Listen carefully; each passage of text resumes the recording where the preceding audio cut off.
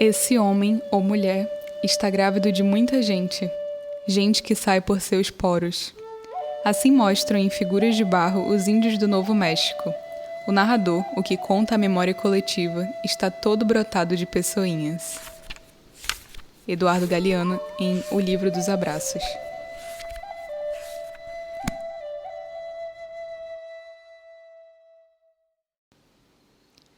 Sejam bem-vindas e bem-vindos. Meu nome é Viviane Nogueira e esse episódio é especial. Ele tem gostinho de fim de ano e de fim de ciclo. Ele faz parte da série de 3 episódios de podcast produzidos para inspirar os estudantes da disciplina de Estágio Supervisionado de Formação de Professores 2, do curso de Ciências Biológicas da Universidade Federal do Rio Grande do Norte. Se você não ouviu todos, pode buscar por eles na playlist de estágios desse canal. Todos os episódios foram produzidos no desafiador ano de 2020, em meio às incertezas de um estágio no formato remoto emergencial.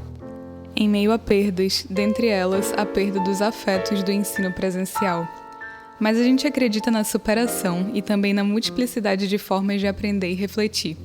Por isso o uso da voz, no formato de áudio, numa série de podcast.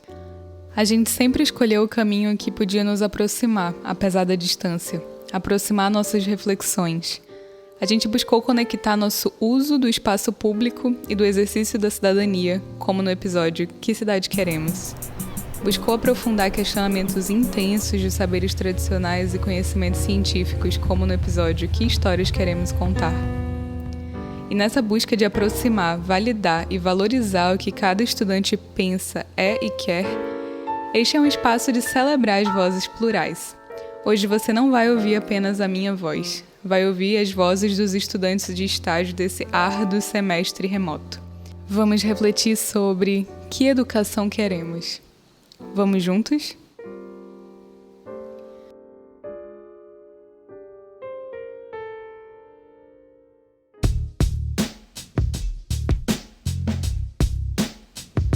Vamos começar pensando numa pessoa querida, numa pessoa que você gosta de estar junto. Talvez alguém que você esteja com saudade porque não conseguiu encontrar nos últimos meses devido à pandemia. Ou alguém que te acompanha todos os dias. Agora, pense no som da risada dessa pessoa. No som do grito, talvez no som do choro dela. Pense em como a voz dela ressoa em você. A voz humana é o som de uma ação fisiológica e pode ajudar a identificar uma pessoa quanto à sua idade, personalidade e estado emocional, por exemplo. São muitas as características contidas na voz. Tem o seu tom, a cadência, a velocidade e o volume. Toda voz humana tem um caráter único, é como uma impressão digital. É um fenômeno que existe desde o nascimento e se apresenta de diversas formas, como choro, riso, grito. É um dos meios de comunicação do indivíduo com o exterior, particularmente com seus semelhantes. Ou seja, a voz é um dos meios de comunicação social mais importantes. Num estudo realizado pela Universidade de Chicago, meninas de 7 a 12 anos foram submetidas a situações de estresse controlado e monitorado. Depois disso, um grupo pôde falar com suas mães pelo telefone, outro grupo pôde receber afeto presencial físico e um terceiro grupo assistiu a um filme considerado emocionalmente neutro. Os pesquisadores observaram que as crianças dos 2 primeiros grupos tiveram sensações de acolhimento e apresentaram um aumento idêntico no nível de ocitocina, conhecido como o hormônio do amor. No terceiro grupo, do filme, isso não foi observado. Ou seja, para uma criança, ouvir a voz da mãe equivale a um abraço. Assistentes de voz, que são agentes de software que podem interpretar a fala humana e podem responder por meio de vozes sintetizadas, vem ganhando cada vez mais espaço. Tem a Siri da Apple, a Alexa da Amazon, a Cortana da Microsoft e o assistente do Google como as mais populares atualmente. Mas essas vozes não conseguem produzir efeitos fisiológicos marcantes. E falham em captar verdadeiramente nossa atenção. Até agora, nada conseguiu substituir a voz humana, porque cada voz tem o seu valor. E como a voz de uma pessoa ressoa em você, também tem um efeito único. Essa ideia nos leva até Bell Hooks, que é uma autora negra, professora, teórica feminista, artista e ativista social estadunidense. Seu pseudônimo Bell Hooks foi inspirado na sua bisavó materna, Bell Blair Hooks. Bell ensina sobre transgredir, tendo a educação como prática da liberdade. A educação para a liberdade requer desafiar o modo como se costuma pensar os velhos hábitos, ou seja, as formas de entender e conceber os processos no ensinar e no aprender. Segundo Bell Hooks, o medo de não ser respeitado pelos alunos ou de perder o controle da aula tem desencorajado muitos professores a experimentarem novas práticas de ensino. Dessa forma, uma estratégia adotada é buscar meios de ouvir um ao outro, o som de vozes diferentes. Os que não podem falar usam Libras. A comunicação encontra meios de acontecer. Bell dá ênfase à voz como um ato de contar histórias sobre si mesmo, como um exercício de reconhecimento. Olá, me chamo Misiara. Oi gente, meu nome é Júlio, sou estudante de Biologia concluinte da UFRN. Meu nome é Suelen. Olá, meu nome é Pedro Paulo Teixeira. Eu sou aluno da licenciatura em Ciências Biológicas da UFRN. Meu nome é Júlia. Dizem por aí que é mais fácil a gente reclamar, dizer o que não quer, saber o que evitar. Mas dizer o que queremos, que educação queremos, que ciência queremos, que escola queremos, pode ser um desafio imenso. Principalmente quando consideramos a realidade da educação e da maioria das escolas brasileiras, seus dilemas, desafios e complexidades. Para tornar possível o desafio de responder a essas perguntas, a gente fez uso da utopia. Sim, a utopia. Etimologicamente, a palavra utopia significa lugar que não existe. O U deriva de um prefixo de negação e topia deriva de lugar. Seria então um lugar ideal que talvez não seja no agora, mas que pode ser construído para o futuro. E é dedicando atenção a um desejo, a um querer de agora, conectado a essa construção de futuro utópico que a gente ouve. A escola que eu quero é uma escola em que a ciência seja trabalhada por todos e em todo lugar. Que o conhecimento seja igualitário e que a vivência dos estudantes seja levada em consideração em relação aos conteúdos trabalhados dentro da sala de aula. Que os professores não precisem escolher entre o quanto trabalhar e o quanto amam o ensino. Principalmente, que todos os envolvidos na comunidade percebam o mundo ao redor e o quanto a nossa interação, ou a falta dela, influencia na vida de todos. A escola que eu gostaria de ver é aquela escola que nos ensina a ir atrás, a investigar, a entender o porquê das coisas. Mesmo que a gente não tenha resposta para tudo, né? A gente fala tanto sobre ensino investigativo, sobre métodos construtivistas, e às vezes no nosso dia a dia nós somos silenciados. Quando a gente nasce, a gente é tão curioso, né? Somos crianças que todo mundo tem uma fase, mas por quê? Por que isso acontece? Por que isso é assim? E ao longo da vida eu acho que isso é nos tirado um pouco. Então, para mim, a escola tem que ser um espaço onde a gente dialoga e não só um local onde a gente recebe instruções e informações para lidar com as coisas do dia a dia, mas que a gente consiga entender realmente como trazer isso para a nossa vida. E a escola deve ser um espaço para essa discussão. A escola que eu quero é uma escola igual a que era para mim quando eu era criança. Aquela que eu ia feliz todos os dias e que eu sentia muita falta quando eu não podia ir porque eu estava doente, por exemplo. Porque, infelizmente, nesses meus contatos com as escolas, eu vejo muito desânimo, muita falta de estímulo para as pessoas estarem ali, sejam professores, sejam funcionários ou mesmo os alunos que são a força motriz da escola, né? Sem eles, a escola não é nada. E eu queria muito que essa escola fosse um ambiente propício, né, feliz, e que a gente agora com o ensino remoto vê que tirou-se o ponto mais forte da escola para a maioria das crianças e jovens do nosso Brasil, que é a socialização. Então, qual é o motivo, né, que esses jovens têm para continuar executando as atividades da escola?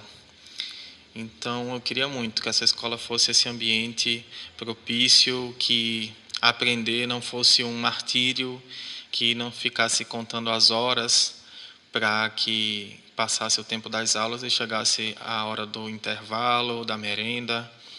E eu sei que isso depende muito, muito, muito dos professores, né? Então, como futuro professor, eu tenho ciência dessa minha responsabilidade. A escola que eu quero é aquela que não se limita a provas, quadros, lápis, pontos, paredes, quadro. Mas é aquela que valoriza não só o beabá, mas a história de cada aluno, que permite refletir, que permite questionar, que vai além dos muros da escola, que tem a música, que tem a história, que tem a arte, que tenha sorriso, que seja justa e que cada um, com o seu jeito, tenha espaço na escola.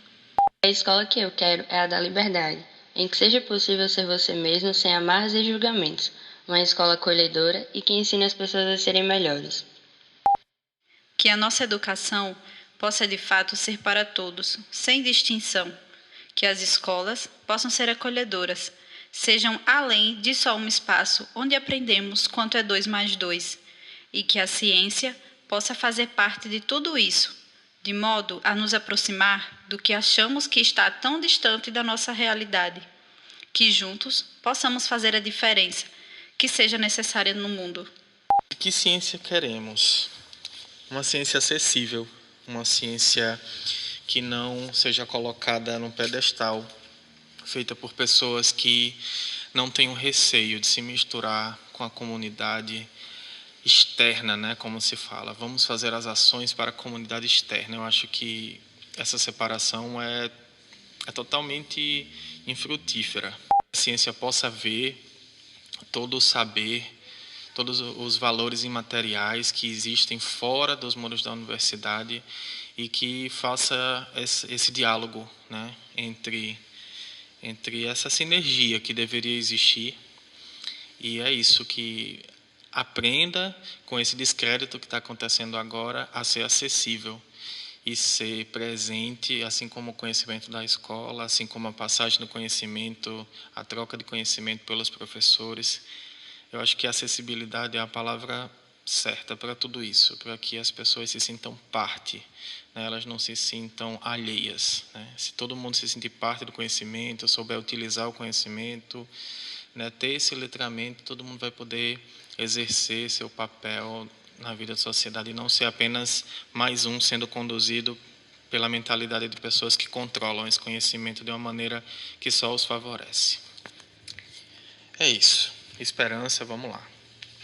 A educação e a ciência que queremos, é uma educação que faça sentido, que seja e esteja inserida na rotina dos estudantes e todos que fazem educação, que inclua as diferenças e seus contextos. Acima de tudo, a educação acolhedora e útil, não apenas útil, mas real, humana, e que pelo menos desperte um olhar diferente nos alunos e em todos que fazem educação, um olhar curioso e crítico diante das informações do mundo, que alfabetizem todos os níveis humanos e que desenvolvam um sujeito consciente de si, de sua sociedade, de sua cultura, para que possa ter autonomia, liberdade e as ferramentas necessárias para uma cidadania plena e uma vida digna, sustentável e consciente. A escola que desejo é aquela onde os alunos possam ser livres, onde seus conhecimentos, suas histórias sejam sempre levados em consideração no processo de ensino e aprendizagem, onde o conhecimento científico seja para todos, sem distinções, que seja de livre e fácil acesso, que possamos construir conhecimentos que fomentem não somente o passar de conteúdos, mas também a formação de cidadãos responsáveis, conscientes e atuantes onde vivem. A escola, a educação que tanto desejo, é aquela onde os professores possam ser eles mesmos, sem restrições, valorizados e reconhecidos, mostrando caminhos, através do ensino, aos educandos que tantos sonham em voar, em ser livres à luz do conhecimento científico. narrar-se e aventurar-se em si. Que bonito poder ouvir de forma empática cada uma dessas falas, cada uma dessas narrativas. Eu acredito que muitas vezes a gente subestima o poder da narrativa. Subestima essa potência que é compartilhar o que queremos e de repente conseguir perceber que há pontos convergentes. Que em meio à nossa diversidade tem muitos sonhos que nos unem. E talvez seja mais simples do que inicialmente pareceu construir uma memória coletiva, toda brotada de pessoinhas, como diria Galeano. Sonhos e desejos compartilhados, comunicados. Que pela escuta e respeito às diversas vozes e pela celebração das nossas vozes, a gente possa se fortalecer enquanto comunidade. Para Bell Hooks, o sentimento de comunidade cria a sensação de um compromisso partilhado e de um bem comum que nos une. Bem comum que nos une. O que nos une? Que nossas narrativas e desejos possam ser ouvidos e valorizados e que nossas histórias possam ressoar. Que possamos ouvir para poder contar. Que nossa educação, escola, ciência se valham como esforços para a liberdade e não como um instrumento a mais de dominação. Para nunca esquecer Paulo Freire. A utopia está lá no horizonte.